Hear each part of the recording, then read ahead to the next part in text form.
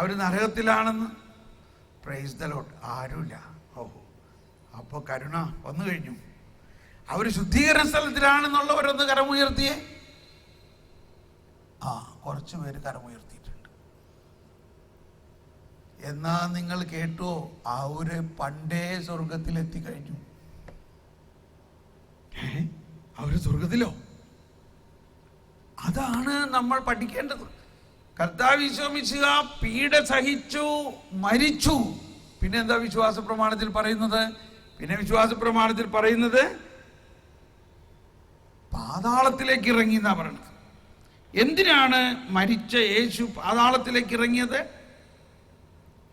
പാതാളത്തിലേക്ക് ഇറങ്ങിയത് ഈ രക്ഷകന്റെ പാപവിമോചനം നൽകി. രക്ഷകൻ പാപവിമോചനം ചെയ്ത് കഴിഞ്ഞിരിക്കുന്നു. ആദവും ഹവ്വയും വരെയുള്ള എല്ലാ മനുഷ്യരോടും ഒറ്റ ദിവസം കൊണ്ട് ഈ സദ്വാർത്ത അറിയിച്ചു. സദ്വാർത്ത അറിയിക്കുക മാത്രമല്ല, അവരെ ബന്ധനത്തിൽ നിന്നും ഒഴിവാക്കി സ്വർഗത്തിലേക്ക് കരകയറ്റി. പാതാളത്തിലേക്ക് ഇറങ്ങി. മരിച്ചവരോട് പോലും, കാറ്റഗിസത്തിൽ 634 വചനം പറയുകയാണ്, മരിച്ചവരോട് പോലും സുവിശേഷം പ്രഘോഷിക്കപ്പെട്ടു. പാതാളത്തിലേക്കുള്ള ഇറക്കം രക്ഷയുടെ സുവിശേഷ ദൗത്യത്തിന്റെ പൂർണ്ണമായ നിറവേറ്റലാണ്.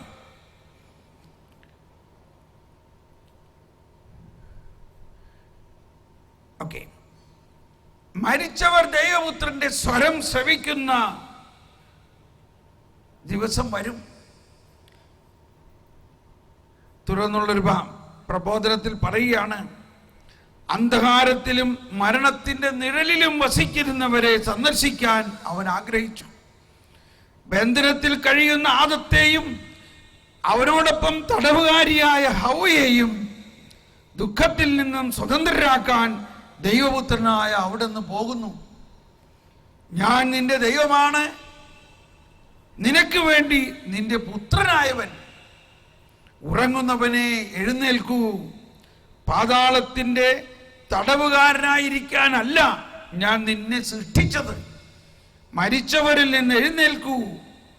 മരണമടഞ്ഞവരുടെ ജീവനാണ് ഞാൻ. അപ്പോൾ യേശുവിന്റെ ഉത്ഥാനത്തിന് മുൻപ്, യേശുവിന്റെ പാതാള സന്ദർശനത്തിൽ യേശു തനിക്ക് മുൻപേ മരിച്ച എല്ലാ ആത്മാക്കളോടും സുവിശേഷം പ്രഘോഷിക്കുകയും അവരെ മരണത്തിന്റെ അവസ്ഥയിൽ നിന്നും ജീവന്റെ അവസ്ഥയിലേക്ക് അവരെ രക്ഷിക്കുകയും ചെയ്തതോടെ ആദവും ഹവ്വയും സ്വർഗത്തിലേക്ക് കരയറ്റപ്പെട്ടു. നല്ല കള്ളനോട് പറഞ്ഞു, ഇന്ന് നീ എൻ്റെ കൂടെ പറുദീസയിലായിരിക്കും എന്ന പോലെ തന്നെ ആദവും ഹവ്വയോടും ചെന്നിട്ട് പറഞ്ഞു, എഴുന്നേൽക്കുവിൻ, നിന്നെ ഞാൻ പറുദീസയിലേക്ക് വീണ്ടും കയറ്റുന്നു. Price the Lord. ഇതൊന്ന് വിശ്വസിക്കുമ്പോൾ തന്നെ നമുക്കൊരു സമാധാനമാണ്. അപ്പൊ ഈ ആദിപാപം ചെയ്ത ആദവും ഹവ്വയും പറുദീസയിലാണെങ്കിൽ പിന്നെ തീർച്ചയായിട്ടും നമുക്ക് പേടിക്കേണ്ട ആവശ്യമില്ല. ഉണ്ടോ? അതാണ്. അപ്പോൾ വിശ്വാസത്തിന്റെ, അതുകൊണ്ടാണ് ഈശോ പറഞ്ഞത്, നിങ്ങൾ പോയി പഠിക്കുവിൻ, ഞാൻ വന്നിരിക്കുന്നത് കരുണ കാണിക്കാനാണ്. ആരോടൊക്കെയാണ്? ആദവും ഹവ്വയോടും വരെ കരുണ കാണിച്ചു. ആദവും ഹവ്വയെ കുറിച്ച് പറയുമ്പോൾ ഒന്ന് കൈവീശി കാണിച്ച എല്ലാവരും, യേശുവേ സ്തോത്രം, യേശുവേ നന്ദി, hallelujah, hallelujah, price the Lord. ഒന്ന് എഴുന്നേറ്റ് നിന്നാലോ? ഒന്ന് എഴുന്നേറ്റ് നിന്നൊന്ന് സ്തുതിച്ചേ.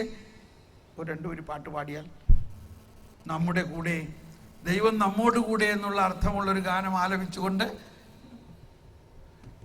കൂടെയുണ്ട്, കൂടെയുണ്ട് ദൈവം. എല്ലാവർക്കും അറിയാവുന്ന 2 ഈരടികൾ പാടി നമുക്കൊന്ന് സ്തുതിക്കാം.